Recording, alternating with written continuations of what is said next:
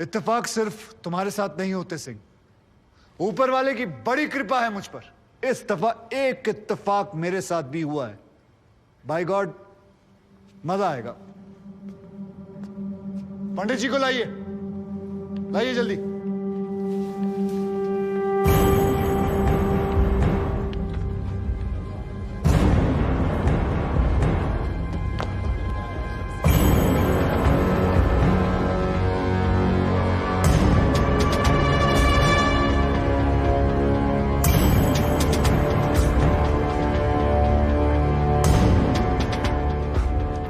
क्या मैं पूछ सकता हूं कि क्या हो रहा है इस कोर्ट में? और क्या आप बताने की जहमत करेंगे कि आप ऐसा होने क्यों दे रहे हैं? कौन है ये बाबा सर? इसका इस केस से क्या रिलेशन है सर? ना कोई एडवांस नोटिस है, ना अग्रिम सूचना है। क्या रेलेवेंस क्या है और आप इसे अलाउ कर रहे हैं? जनाब, इस विटनेस का नोटिस देता ना तो ये विटनेस यहां नहीं होता, किसी मुर्दा घर में गड़ा हुआ होता। इस आदमी को मैं पकड़ के नहीं लाया हूं, पुलिस वाले पकड़ के लाए हैं। और जनाब, इस विटनेस का इस केस के साथ डायरेक्ट कनेक्शन है। इंस्पेक्टर साहब, आपने अरेस्ट किया इसको? जनाब, ये वकील साहब एकदम सही कह रहे हैं। इस पंडित का इस केस से सीधा संबंध है। अगर संबंध नहीं हुआ ना, इंस्पेक्टर साहब, नौकरी खा जाऊंगा मैं आपकी। जानते हो ना ये बात? लेकिन जनाब, मैं बिल्कुल सही कह रहा हूं। ठीक है, मैं विटनेस को अलाउ करता हूं। No sir, I object sir, I object. Mathur साहब, मेरी बात सुन। देखो क्या है यार, 3 बजने वाले हैं, बाहर जाएंगे ना बस मिलेगी ना रिक्शा मिलने वाला है। 6 बजे तक तो वैसे ही बैठना हम लोगों को, तो तब तक करवा लेते हैं विटनेस। मतलब हो सकता है कि इसमें कुछ निकली है। हैं जी? चलिए जी, विटनेस बॉक्स में आ जाइए।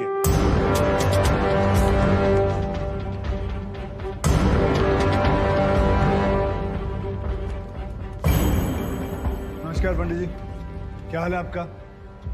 घरेलू कपड़े वपड़े, टीका शीका लगा के पूरी तैयारी में आए हैं। भाई भट्ट साहब, खड़े होइए। कोर्ट को बताइए कि इन पंडित जी का नाम क्या है? मोहम्मद इकबाल कादरी। हाँ जी? मोहम्मद इकबाल कादरी। मोहम्मद इकबाल कादरी। इसको कहां से अरेस्ट कर लिया जी आपने? जनाब, मथुरा से 1 साल से वहां छुपा हुआ था साधु का भेष बनाकर। ये तो कमाल हो गया। जज साहब, इंस्पेक्टर महोदय झूठ बोल रहे हैं। हमारा नाम इकबाल कादरी नहीं है, हमारा नाम तो रामकृष्ण सारस्वत है। हम तो निरीह ब्राह्मण हैं, ब्रह्मचारी हैं। हाँ, जम्मू के रहने वाले हैं, उस वजह से भाषा में थोड़ी कश्मीरी झलक है, लेकिन हम वो नहीं है जो बताया जा रहा है। ये देखिए हमारा आधार कार्ड और voter ID card. Om Prakash ji, जरा लेके आओ से, लाओ जरा फटाफट लेके आओ। जनाब, ये पंडित सरासर झूठ बोल रहा है। इसने पुलिस को खुद स्टेटमेंट दिया है जिसमें इसने खुद कहा कि ये इकबाल कादरी है। कंधे के ऊपर उत्तर प्रदेश पुलिस के 2 स्टार लगा रखे। इतना मालूम नहीं है कि पुलिस को दी गई स्टेटमेंट कोर्ट में एडमिसेबल नहीं है। जनाब, ये इंसान एक ट्रेन्ड मिलिटेंट है।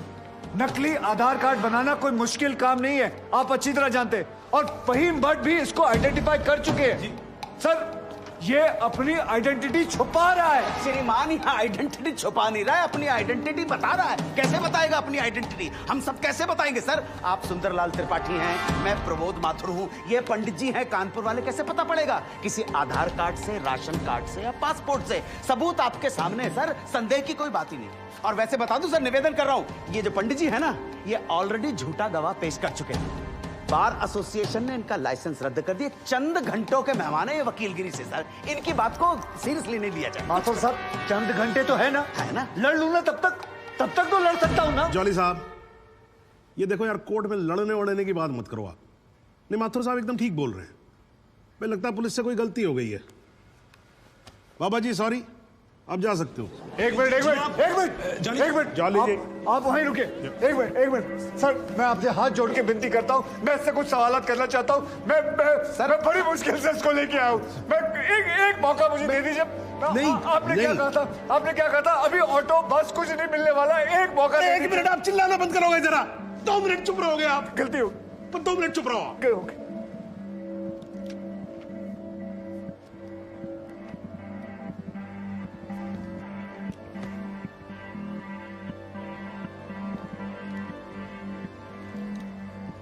ठीक है, मैं विटनेस को अलाउ करता हूं। अरे सर, अब क्या सर?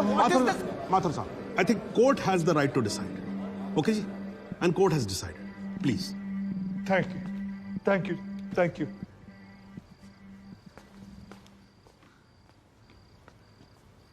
तो आप निरी ब्राह्मण ब्रह्मचारी, तो फिर धर्म का बड़ा ज्ञान होगा आपको। अवश्य है। मैं भी कान्यकुब्ज ब्राह्मण हूं, वो भी जनेऊधारी। तो चलिए दो ब्राह्मणों के बीच में शास्त्रार्थ हो जाए। पूछिए, क्या पूछना है? चलिए गायत्री मंत्र सुनाइए। ओम भूर्भुवस्व तत्सवितुर्वरेण्यम भर्गो देवस्य धीमहि धियो यो नः प्रचोदयात्। बहुत बढ़िया, पूरा नाम बताएं। रामकृष्ण प्रेमकृष्ण सारस्वत। धर्म? हिंदू। हिंदू धर्म में कितने वेद हैं? 4। नाम बताएं। ऋग्वेद, सामवेद, यजुर्वेद, अथर्ववेद। 4 युगों के नाम बताएं। सतयुग, द्वापर, त्रेता, कलयुग। वर्ण कितने हैं? 4। ब्राह्मण, क्षत्रिय, वैश्य, शूद्र। आपका वर्ण क्या है? ब्राह्मण। कौन से ब्राह्मण? गौर ब्राह्मण। कौन से गौर? सांदे गौर। गोत्र? शांडिल्य, प्रवार? वशिष्ठ, वेद? यजुर्वेद, उपवेद? बेतरियाणी, मुख? श्रीमुख, कुल देवता? सप्तसुरी, चरण? वाम, बिस्वा? या अल्लाह, इससे आगे भी होता है। क्या कहा आपने? बिस्वा नहीं आपने पता, नहीं- नहीं पता, बिस्वा नहीं पता। बिस्वा से पहले क्या कहा? बिस्वा से पहले क्या कहा इकबाल कादरी? लानत है तेरे पे इकबाल कादरी, लानत है। अब तो अल्लाह का नाम भी आ गया जुबान पे। अब तो सच बोल। देख, तू कुछ भी कर ले, तू बचेगा नहीं। कब तक जिएगा झूठ की जिंदगी? अस्तगफिरुल्लाह। वाइंती वन पोस क़यामत के 2 कुछ बुद्धि खुदाइश। मी आईने वाला सिद्ध किया खुदायचे उच्छान कुछ गुनाहगार सोईकर फैसलन पोस क्या छो पोस केचू ना परवायती करना मिला इंसाफ खुदा करे इंसाफ पन्नीस दरबार बस इंशाल्लाह। इकबाल कादरी, अगर मैं चाहता था तुम्हारा मेडिकल टेस्ट करवा के ये पता कर सकता तुम कितने बड़े पंडित हो, मगर मुझे तुम्हारी जुबान से सुनना था। कोर्ट को बताओ तुम्हारा असली नाम क्या है, बताओ।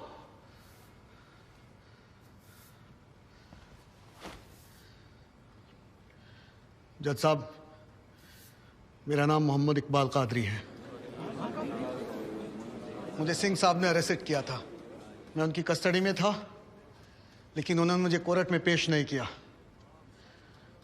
मैं जानता था कि वो मेरा एनकाउंटर करने वाले हैं। एक दिन मौका देकर मैंने उनसे कहा कि अगर वो मुझे जाने देंगे तो मेरे आदमी उन्हें बहुत सारा पैसा देंगे, और उन्होंने मेरी बात मान ली। इसे लेके कहाँ जा रहे हैं? सिंह साहब ने आजाद कर दिया इसे। जा रहा है। आजा। सिंह साहब को कितने पैसे दिए? 50 लाख, 25 लाख एडवांस और 25 एनकाउंटर के बाद। आई ऑब्जेक्ट श्रीमान।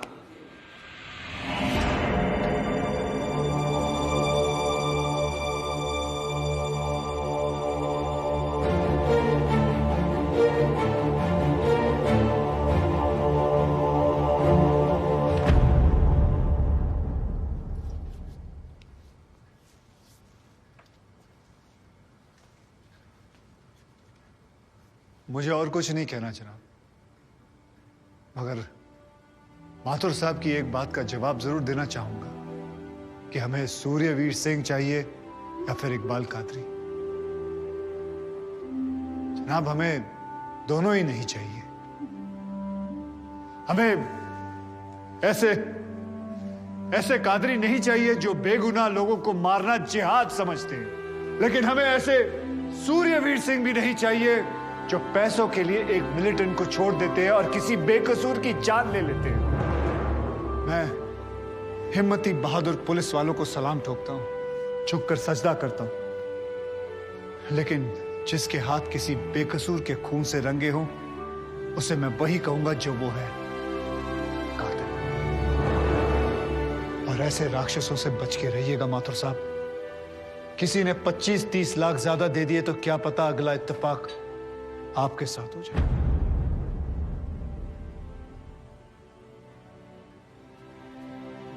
अंत में सिर्फ इतना ही कहना चाहूंगा कि इस दुनिया के सबसे बड़े जाहिल ने कहा था कि इश्क और जंग में सब कुछ जायज है, क्योंकि अगर ऐसा है तो फिर बॉर्डर पर सिपाहियों के सर काटने वाले भी जायज है और जवान लड़कियों पर एसिड फेंकने वाले आशिक भी। क्योंकि अगर ऐसा है तो फिर इकबाल कादरी भी जायज है और सूर्यवीर सिंह भी। अब आप ही तय करें जनाब कि ये दोनों जायज है या फिर दोनों नाजायज।